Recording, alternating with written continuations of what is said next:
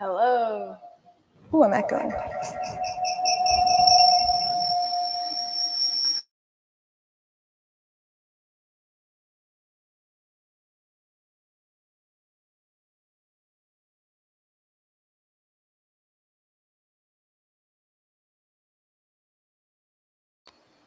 All right, let's try that again.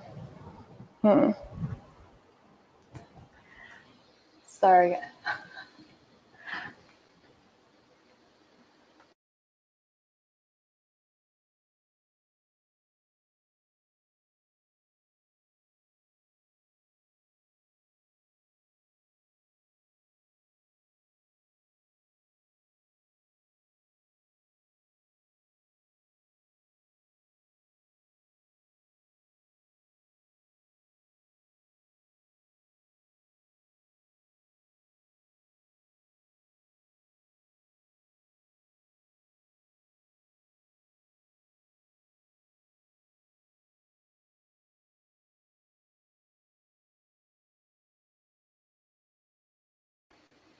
Okay, that should be better. Let's get this out of here. There we go. Hello. Happy Friday. Sorry, I was having some technical difficulties today, but Cheesecake is happening. And actually, one of the things I had to do, I don't normally make a separate for show item, but because this cheesecake has to bake for an hour and then it has to cool in the fridge or in the oven for 2 hours, then on the counter, then in the fridge, it's mostly hands-off time, but I wasn't about to fill all that time. So I made a cheesecake yesterday, and I had to take it out of the pan because I only have room for one 9-inch springform pan. So, hello, my name's Ashley. I write about food and recipes at Big Flavors from a Tiny Kitchen. It's bigflavorstinyKitchen.com. I'm on social media at Big Flavors and on Twitter at Big Flavors Blog. Hi, Christine. I normally come on Facebook on Fridays at 11 a.m. Today I had a little bit of technical issues, but we should be good now. And next week, I'm going to be coming on Thursday, October 10th, instead of Friday the 11th, because my mom and my aunt are going to be in town, so I'm not going to bother live streaming then, but maybe I'll make something that they can eat. So, going to get started. The first thing I'm going to do is preheat my oven to 350, and then I have, we're going to do a water bath, so I just have this big teapot. I'm just going to start putting some heat under this to get it nice and hot.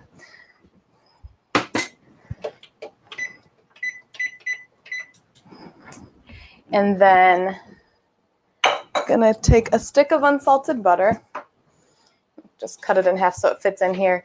If your stovetop has a melt feature, it's really good. You just let me know if the sound's okay, Christine, because I want to make sure that my difficulties on the technical front have ended. So I posted a link to this recipe in the chat. It's an Italian ricotta cheesecake.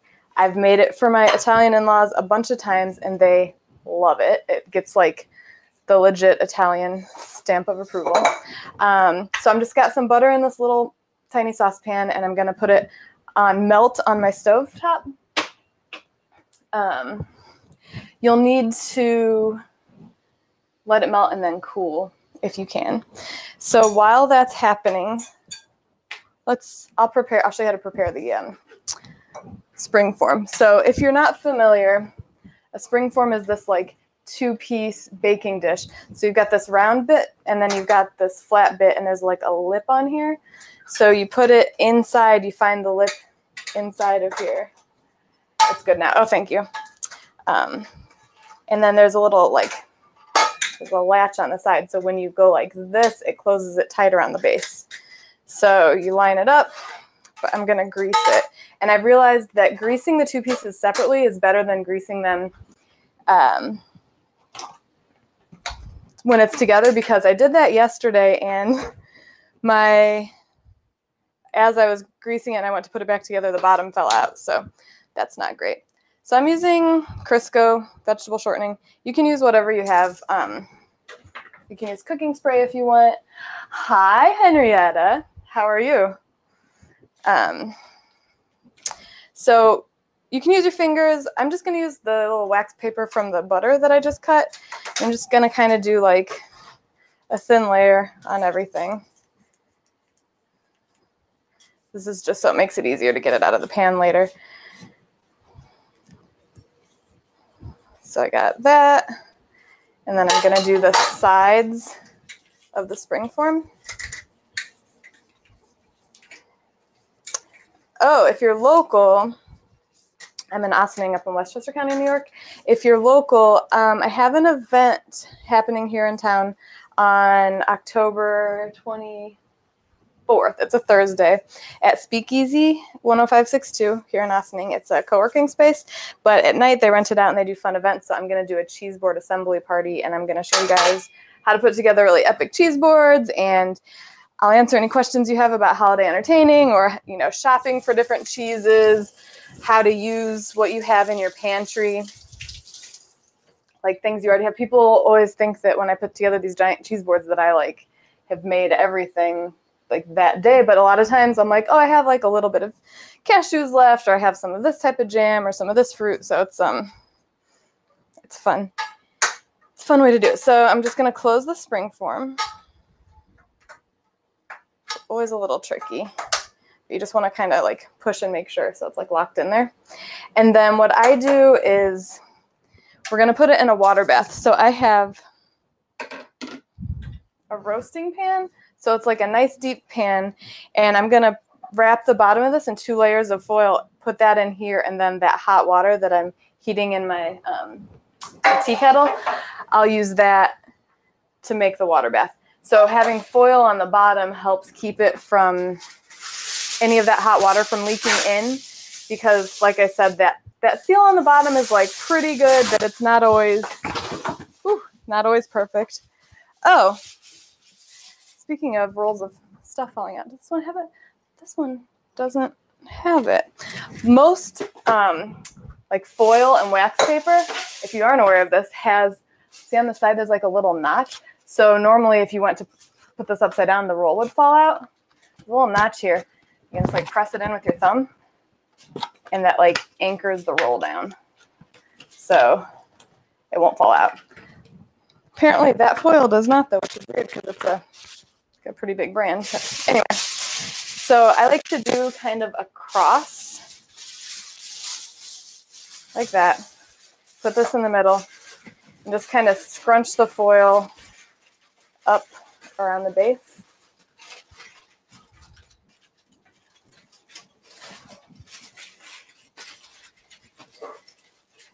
So I put it like that, so you've got foil protecting that bottom area. And then pop that right in there in the center. We'll be pouring the water in the side later. My butter is almost melted. You can see it's like starting there. I like the melt feature on the stove because it keeps it from over melting, like from bubbling and burning. If you have that, you can use low or just watch it. You could also do it in the microwave if you wanted. All right, so when you're shopping for your ingredients, go full fat. You can go store brand. I mean, I have store brand cream cheese and ricotta. Sour cream is not, but you can use whatever brand you like, just full fat. This is a decadent cake. It's worth the calories. So, I mean, I think it's worth the calories.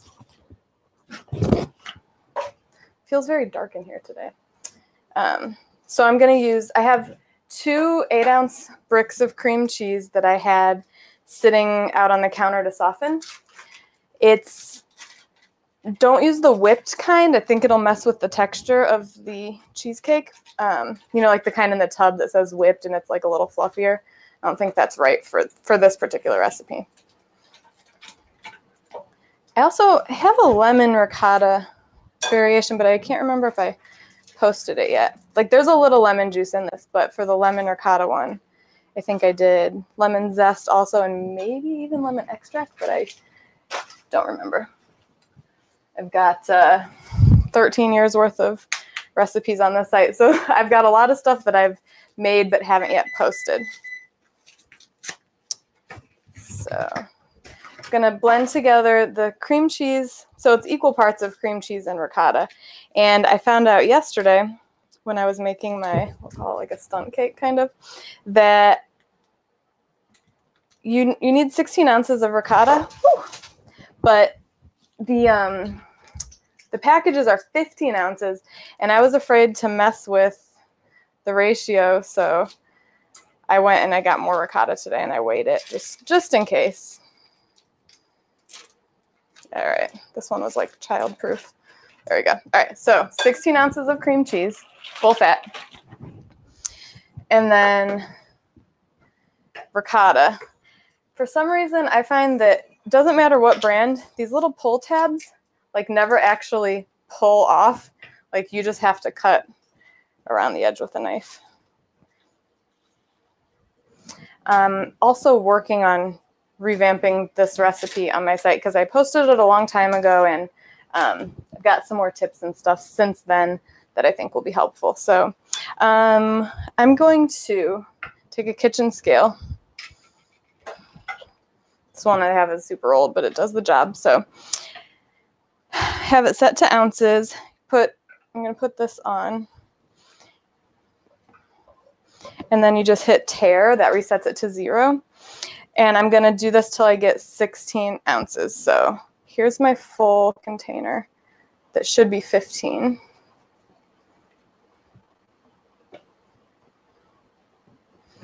Spoon also.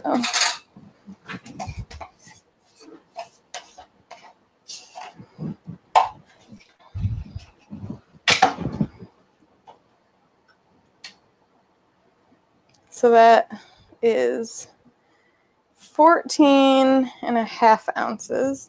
So I'm going to do another scoop. 15.5. There we go. So 16 ounces. And then you can use the rest of this if you make like skillet lasagna, or you could put it with you could put it on toast with like some honey, maybe some nuts or something like that. Hi. All right, so I've got just these 2 items in here now, and I'm going to blend them together with a hand mixer until they're nice and incorporated.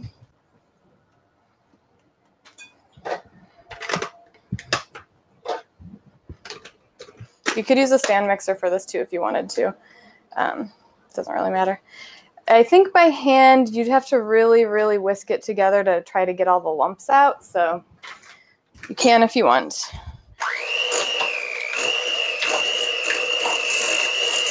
And having the cream cheese at room temperature helps to make it incorporate better. If it's cold, it'd be hard to get it to really mix. So I started on low just till it kind of got there, and now I've got it a little higher.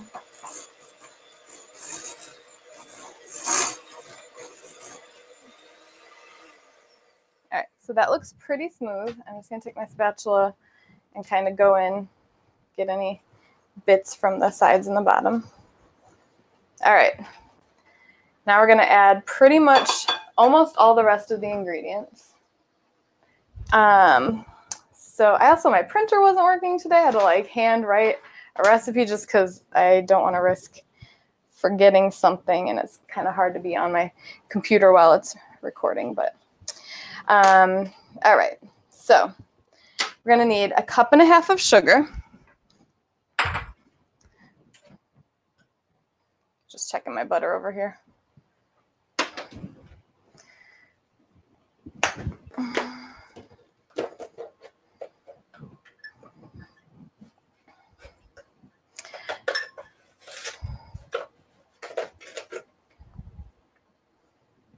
One half, 1 cup, and 1.5. I made pancakes and homemade whipped cream with the kids at the cooking class I teach at the library here in Ossining this week, and it was 90 degrees on Wednesday, which is insane because it's October, and they had a blast with it, but it was hot, so it was hard to get the cream to really whip, but they had a great time with it. We did blueberries and chocolate chips and rainbow sprinkles on the pancakes so they could see what happens when you like flip them over and kind of cook them into there. It was a lot of fun. All right, 4 large eggs. I know I've mentioned this before, but I like cracking my eggs on the counter on a nice flat surface instead of like on the edge of a dish, because that makes sharp pieces that get, I find you get more shell in your egg, and also it's supposed to decrease the risk for any sort of like salmonella or anything if you don't break the shell into the bowl. I'm just going to turn off the heat on my my kettle, because the water sounds like it's pretty hot now. So 4 large eggs.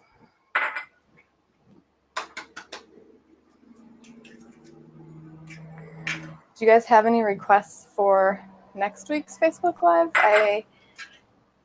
I've done sweet, what did I do last week?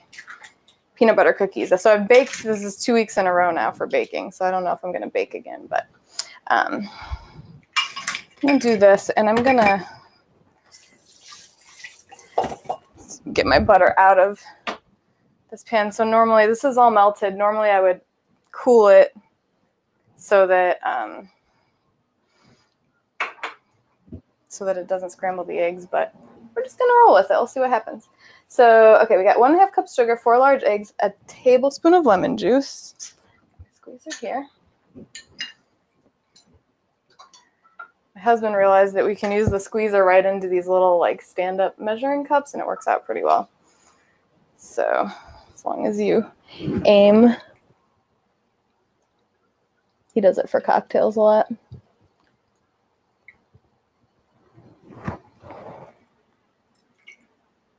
Oh, and if you're one of the kids doing the cooking classes with me at the library, there's no class this next Wednesday because of one of the Jewish holidays, but I'll be there the next week. All right, so tablespoon of lemon juice. I'm gonna add a teaspoon of vanilla.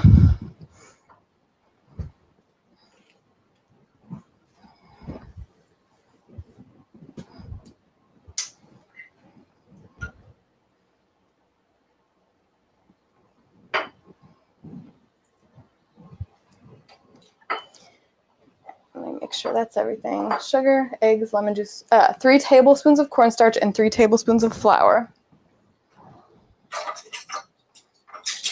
The cornstarch and the flour help to thicken the cheesecake. So 1,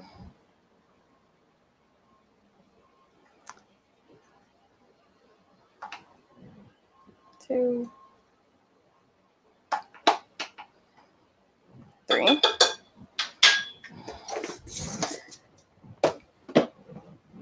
Cornstarch is also good, like if you're doing a stir fry and the sauce is a little thin, you can use that to like whisk it in with some of the juice, and then it'll thicken it up nicely. I actually have one that it was the first recipe I ever made in home ec back in middle school. It's like chicken stir fry, and I recreated it recently, and as tempting as it was to like add different like fun things to it, I was like, let's just leave it plain and see how it goes. Good morning, almost afternoon. All right. I'm gonna pour the butter in. I'm gonna pour it over here, not by the eggs, in hopes that this won't like scramble the eggs at all. Because normally if you put something hot into raw eggs, it's a little iffy. So actually, why don't I do this? I'll start mixing this, and then I'll drizzle it in, and I'll report back if it for some reason doesn't set the right way or something.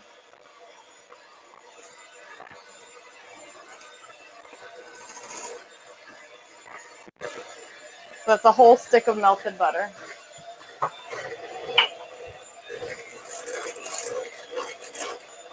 So this one, again, you're just going to go till it's nice and smooth. You can see it's like really thick and creamy. And then I'm going to scrape down the sides again, just in case any of that stuff isn't really incorporated yet. Oh, if you were here last week with the peanut butter cookies, I was like, it sounded like a lot of vanilla, but it was right. It's a whole tablespoon, and they were great. They were a big hit at the bus stop. Okay.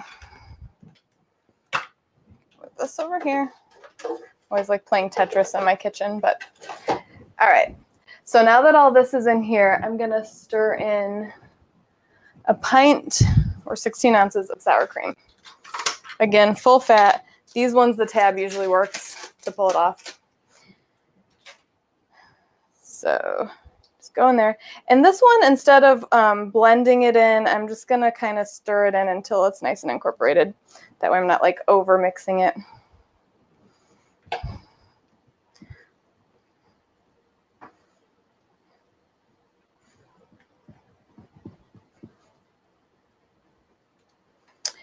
One of the things that on the picture that's on my website right now, you'll notice the full cheesecake, there's like a lighter patch in the middle of the topping and or just of the top of the cheesecake.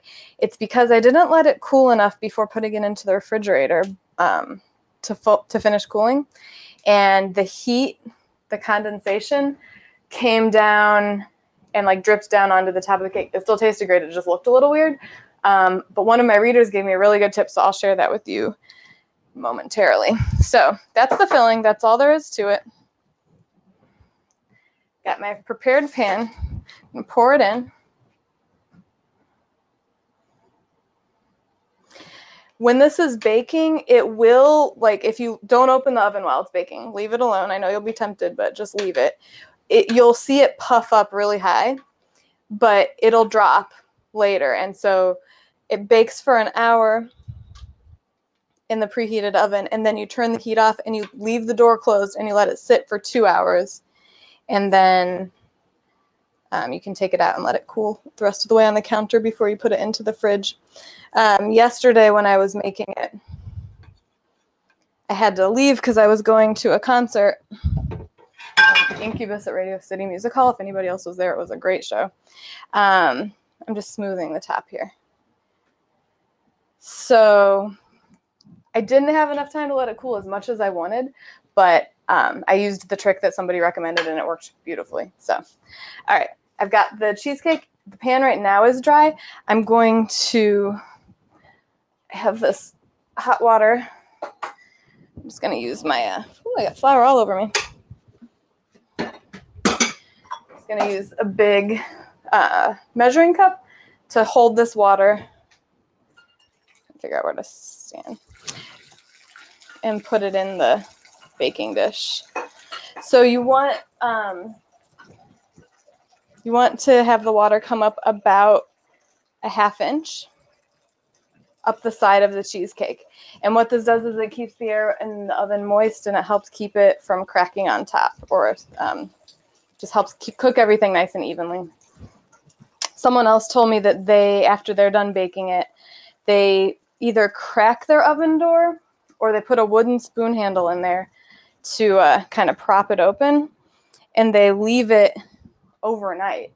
I can't vouch for that. I haven't tried it, but she said it works like a charm. Ooh. All right. It's a little drippy today. All right. So this is not quite a ½ inch up, so I'm going to add a little more.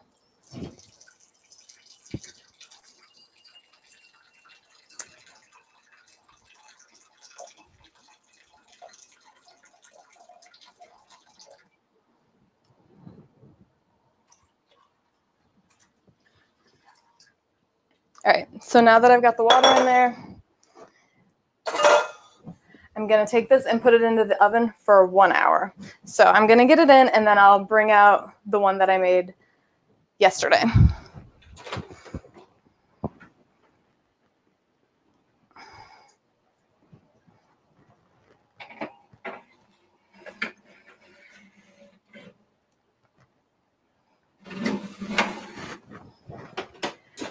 Set a timer so I don't forget it.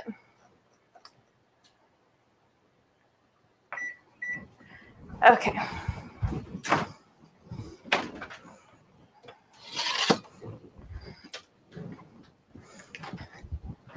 So here is My beautiful cheesecake. This crack actually happened when I was transporting it onto this dish this morning, but you can see it's like nice and thick.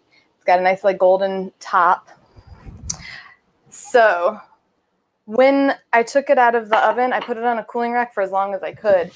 And then instead of covering the baking dish with just foil, someone recommended put paper towel under the foil, and it's like a little bit damp, so it collected the condensation without making it drip back down, and it worked out really well. So this apparently freezes well also. So the reason I made 2 is we have our supper club tomorrow, and the theme is Italian. So I've like Italian cheesecake was a no-brainer. So I'm having a hard time with the chat today. So I'm going to show you, if you get a crack or you don't like how the top looks for whatever reason, I'm going to show you a little trick that I used on New Year's Eve a few years ago to make it look like it was supposed to be that way. So I just kind of took some strips of wax paper. I pre-sliced the cheesecake and then pieced it back together and then put various toppings. So like if you've ever seen those like cheesecake samplers that come with like cherries on some of the pieces or chocolate or things like that. Basically, it looks like you meant to do it even if you didn't. But what I'm going to do for tomorrow is I'm going to bring one with toppings and one without. Let me let's see, best way to cut this. I'm not used to cutting on a board quite like this. So I can get my pie cutter to lift. If you don't have a pie cutter, when you're looking for one, look for one that's got like a serrated edge. I don't know if you can see that really on here, but one side of mine is serrated, so it just like kind of cuts a little nicer. So do this. The pieces are it's very rich, so you could do more than 8 pieces. Like normally you would do a cake into like 8 pieces, but you could definitely do more if you wanted, so they're a little skinnier. Let's see, if I cut that in half, I'm actually not great with cutting things evenly, but you just keep going in half, they should look even. And you see how like nicely that pulls away? Like it really firms up nicely if you can let it sit. So I'm gonna do each of these in 3, I think. But I'll show you like how gorgeous that is. Let's see. Should have brought a little plate out. Let's see if I can get it without knocking my phone over. Get one over here.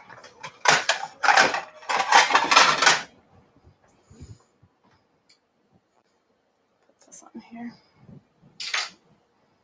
This is just a little. You can wipe the when you cut, you can wipe in between to make it so that those pieces don't come up. But there's what it looks like. You can see it's like really thick and creamy. So then what I did the time that I goofed was I took wax paper, I took a strip, and I just attached it like this to the edges of my cheesecake and then put it back in the pan. So, all right, so I'll show you if you're doing this and you don't want these little crumbs. Before you go back for another swipe, just wipe off your cutter or your knife or whatever you're using, and you'll get a nice clean slice. So if you're doing the pieces, you can put one there and then scooch it right back in. And then you only need to wrap every other one.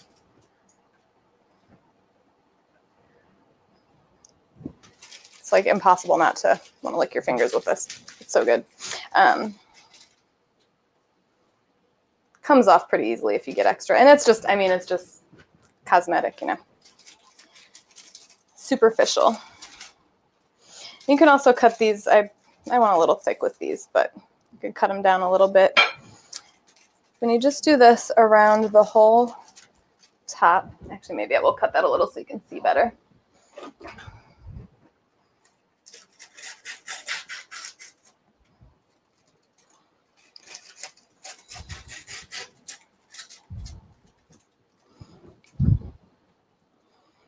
It's hard to gauge when you're pulling it out of the wax paper container what it's like.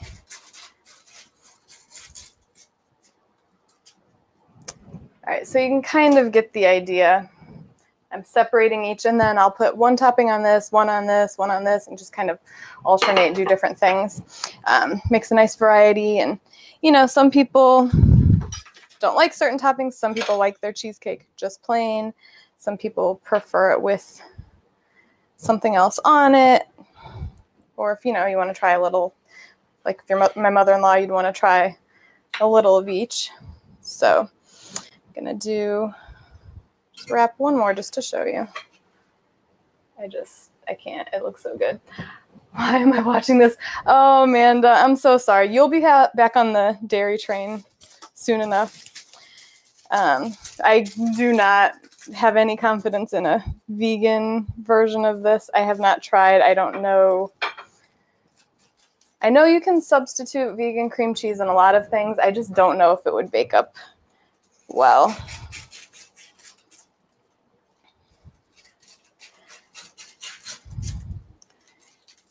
All right, so I'm just going to show you with half of this guy so you can see the decoration, what I like to do.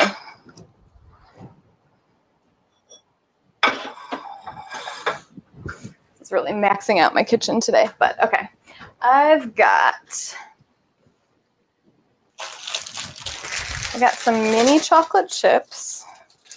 I think the mini ones just kind of look cuter on this. So I got Ghirardelli mini semi-sweet chocolate chips. You could certainly use whatever kind you like. And then these little, the wax paper kind of keeps it in check, keeps it together. For these, you can press down a little bit. Again, do this after it's cool. They'll melt on there. You could also drizzle melted chocolate on. That would be really nice too. So that one's got a little chocolate.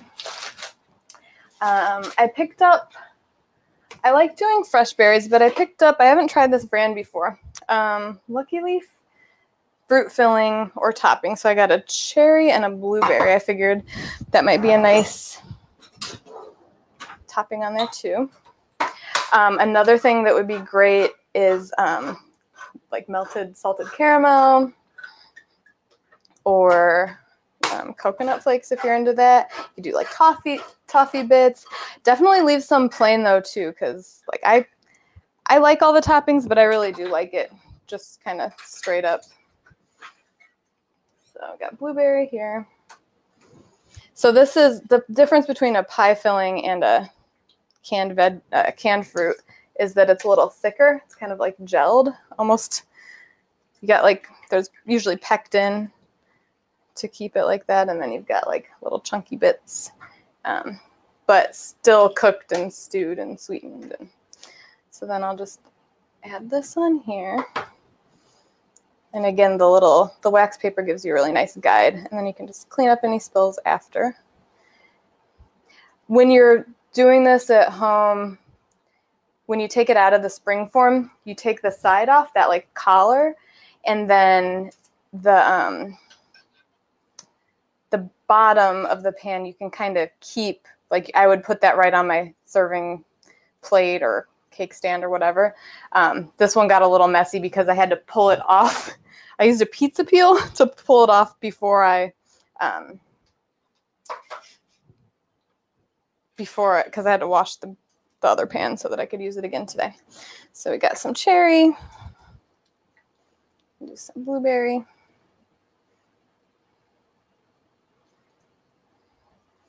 I actually picked up something that I think would be really good on here. I'll see. Could like crunch up some pretzels maybe.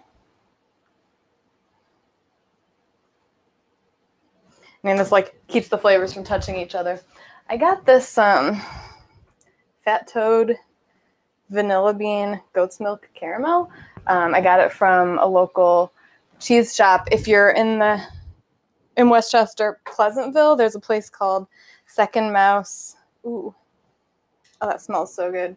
There's a place called Second Mouse Cheese Shop, and they sell a lot of deliciousness for cheese boards, and this was one of the things. Oh my gosh.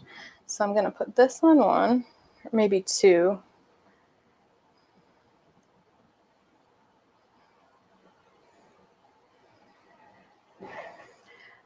I'm going to try freezing some of this also because I know cheesecake does freeze well. I just haven't tried it myself. So I can say that it should, but I'll update my post when I for sure know. And just kind of like nudge it into the little areas where you want it.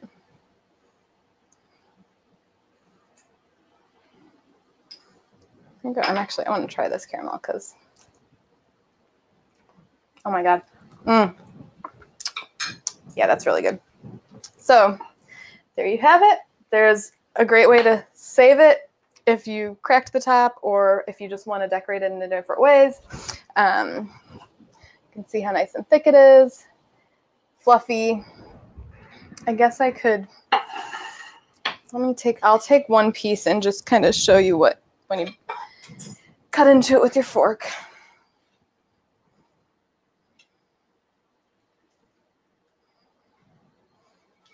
Just so you can see how nice and fluffy it is. The ricotta cheese really does make it nice. Let's see. And it holds together pretty good. I'll bring it over to this one. You can just see it's like really, really pretty, fluffy. Yep.